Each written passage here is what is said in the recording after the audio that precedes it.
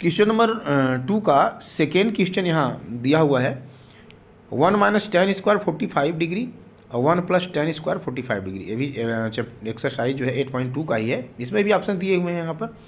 तो हम यहाँ सॉल्व कैसे करते हैं, इसको हम अधिक स्पेस न लेते हुए यहीं पे कर दिए हैं कि 1 माइनस टेन स्क्वायर 40 डिग्री है, तो 1 माइनस टेन 45 डिग्री 45 डिग्री की वैल्यू कितनी होती है 1, तो 1 minus 1 square by 1 plus 1 square, तो 1 माइनस 1 हुआ तो 0 आया, 0/2, तो क्लियर है 0 आएगा।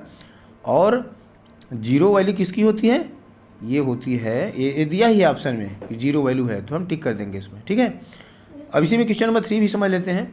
यहाँ दिया हुआ है sine 2a equal to 2 sine a is true when a is equal to, क्या होगा, तो यहाँ पर सॉल्व करेंगे।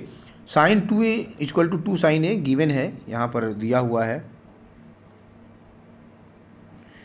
तो साइन 2a का एक फार्मूला होता है 2 साइन a कॉस a, यहाँ हम इसको उस फार्मूले के तहत इसको रखेंगे। 2 sine a cos a equal to 2 sine a, 2 sine a से 2 साइन a कट गया, कटने का मतलब इधर आता है डिवाइड होकर कटता है।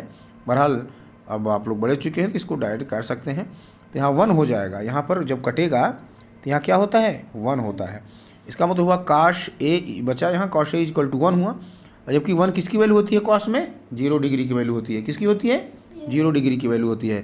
तो cos a equal to cos 0 degree, तो क्लियर है कॉस से कॉस कटा तो a इक्वल टू 0 डिग्री हो गया, राइट। यहाँ पे a वाले में ऑप्शन दिया हुआ 0 डिग्री, तो ये इसका करेक्ट आंसर हो जाएगा, ठीक है।